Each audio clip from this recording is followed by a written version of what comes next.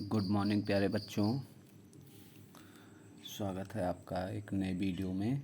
और पिछले वीडियो में हम लोगों ने पढ़ा था यूज ऑफ ईजेएमआर, और इस वीडियो में पढ़ा जाएगा यूज ऑफ वाज वर्ब का प्रयोग।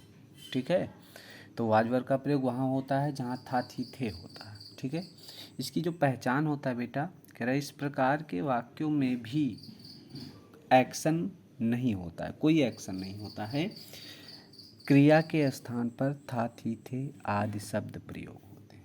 ठीक है, जो यूज ऑफ ईजेएमआर था उसमें भी किसी प्रकार का एक्शन नहीं होता था, और इसमें भी किसी प्रकार का एक्शन नहीं होगा। सिर्फ क्या होगा, था थी थे ही प्रयोग किए जाएंगे। ठीक है, आप लोग समझ चुके होंगे। तो था थी थे, जब वाक्य के अंत में था थी थे होंगे तो वहाँ पर हम वाज या वर का प्रयोग कर देंगे। अब वाज का प्रयोग कहाँ होगा, वर का प्रयोग कहाँ होगा, आइए हम समझते हैं इस वीडियो में। आगे आइए नियम में समझते हैं कि कहाँ वाज का प्रयोग होगा, कहाँ वर का प्रयोग होगा। ठीक है, तो देख लेते हैं वाज कहाँ लगेगा, वर कहाँ लगेगा। अफर्मेटिव सेंटेंस में नियम आपका कह रहा है आई he she it this that तथा एक वचनकर्ता के साथ वाज का, किसका, वाज का मतलब एक वचनकर्ता जितने भी हैं, कोई नाम हो कोई एक वस्तु हो, ठीक है, तथा एक वचनकर्ता ही सी दिस दैट, आई भी, आई को भी पास्ट में क्या करते हैं, सिंगुलर रखा जाता है, एक वचन रखा जाता है। कर्ता के साथ वाज का तथा यू वी दे दीज दो तथा जितने भी बहुवचन करता है, कोई एक से अधिक नाम हो या कोई एक से अधिक वस्तु हो, जो भी बहुवचन करता होगा उसका क्या करेंगे, उसके साथ वर का प्रयोग कर देंगे, WER वर का प्रयोग। ठीक है, एक वचनकर्ता के साथ वाज का प्रयोग तथा बहुवचनकर्ता के साथ किसका प्रयोग किया जाएगा, वर का प्रयोग किया जाएगा।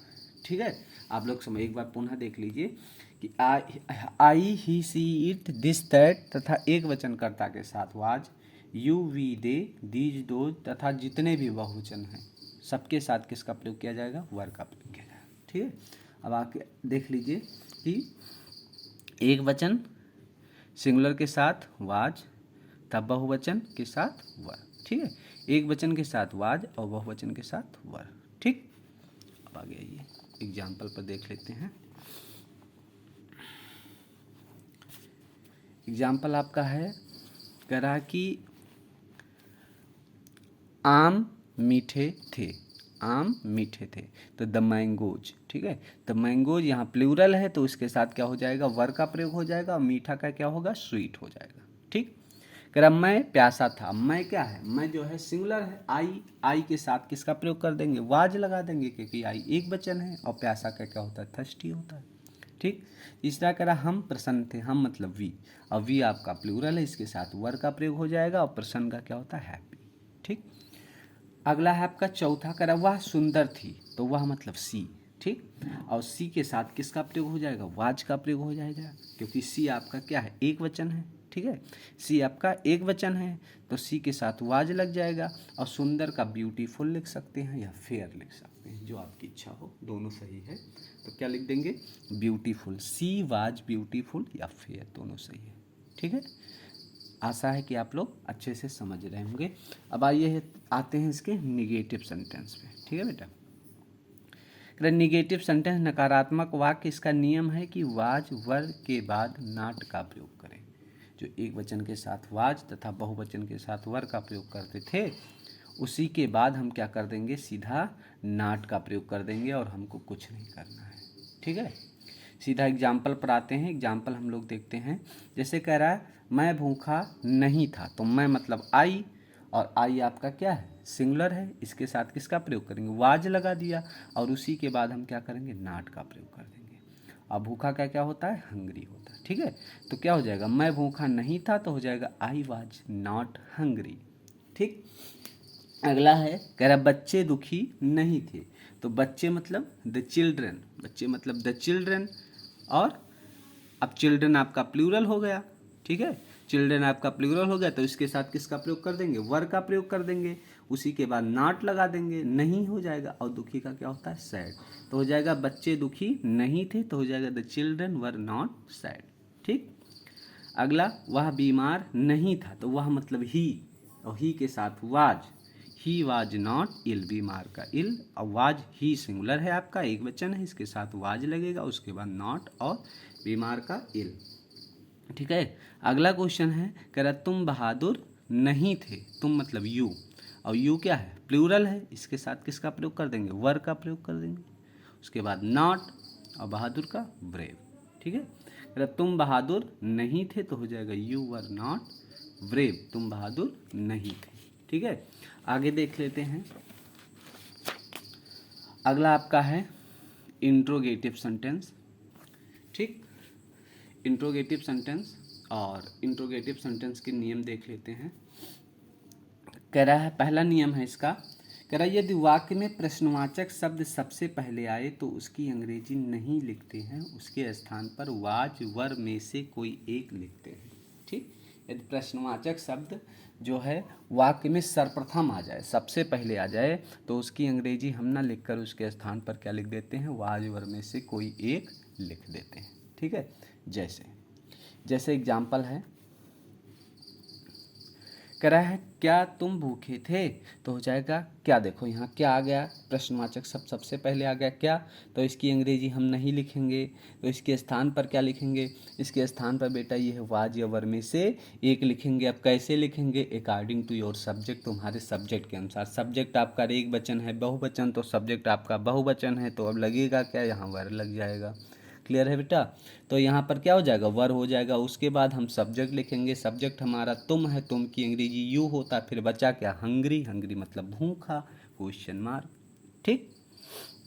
अगला कह रहा क्या आम मीठे थे, तो हो जाएगा वर द मैंगोज। ठीक है, क्या की अंग्रेजी नहीं लिखेंगे, आम मतलब बहुत सारे आम की बात कर रहा है, एक आम की बात कर नहीं रहा है, तो क्या आम, वर द मैंगोज, और मीठा का क्या होता है, स्वीट, क्वेश्चन मार्क। कह रहा क्या वह कक्षा में उपस्थित था, तो अब यहाँ देखो प्रश्नवाचक सबसे पहले, इसकी अंग्रेजी नहीं लिखी जाएगी। ठीक है, तो क्या लिखा जाएगा, वाज या वर में से एक लिखा जाएगा। यह है आपका सब्जेक्ट जो सिंगुलर नंबर है, तो इसके साथ वाज का प्रयोग करेंगे, उसके बाद वह की अंग्रेजी ही, और प्रेजेंट उपस्थित का होता है, प्रेजेंट कहाँ पर, इन द क्लास। ठीक, इन द क्लास। फिर से देखिएगा, यहाँ पर देखिए क्या है, तो क्या की अंग्रेजी नहीं लिखनी है, इसके अनुसार क्या करेंगे, वह आपका सिंगुलर है, इसीलिए वाज का प्रयोग कर देंगे, और वाज के लगा देंगे यहाँ, उसके बाद वह की अंग्रेजी ही, और उपस्थित का प्रेजेंट होता है कहाँ पर, in the class, question mark. ठीक। नियम नंबर 2, नियम नंबर 2 आपका करें, यदि प्रश्नवाचक शब्द क्या, कब, कैसे, कौन, कहाँ आदि वाक्य के बीच में आए तो उसकी अंग्रेजी सबसे पहले लिखते हैं, फिर वाज वर में से कोई एक लिखते हैं। ठीक। अभी तक क्या था, जो प्रश्नवाचक शब्द था वाक्य के पहले आ रहा था, लेकिन इसमें कह रहा है कि जो प्रश्नवाचक शब्द हैं बेटा, क्या, कब, को, कैसे, कौन, कहाँ, ये वाक्य के बीच में अगर आते हैं तो उसकी अंग्रेजी हम सबसे पहले लिखेंगे, तो उसकी अंग्रेजी हम सबसे पहले लिखेंगे, फिर उसके बाद में वाज या वर में से कोई एक लिखेंगे। ठीक, सबसे पहले क्या लिखेंगे, सबसे पहले इस प्रश्नवाचक शब्द जो क्या, कब, क्यों, कैसे, कौन है, सबसे पहले इसकी अंग्रेजी लिख देंगे, उसके बाद तब वाज या वर लगाएंगे। ठीक है। नियम नंबर 1 में क्या करना था आपको, कि अगर प्रश्नवाचक शब्द सबसे पहले आए तो उसकी अंग्रेजी नहीं लिखते हैं, लेकिन इसमें ऐसा नहीं है, इसमें है कि प्रश्नवाचक शब्द अगर वाक्य के बीच में आए तो उसकी अंग्रेजी हम क्या करते हैं, सबसे पहले लिख देते हैं। ठीक है, उसके बाद वाज या वर में से कोई एक लिखते हैं। ठीक, तो आइए देख लेते हैं, इसके एग्जाम्पल देख लेते हैं।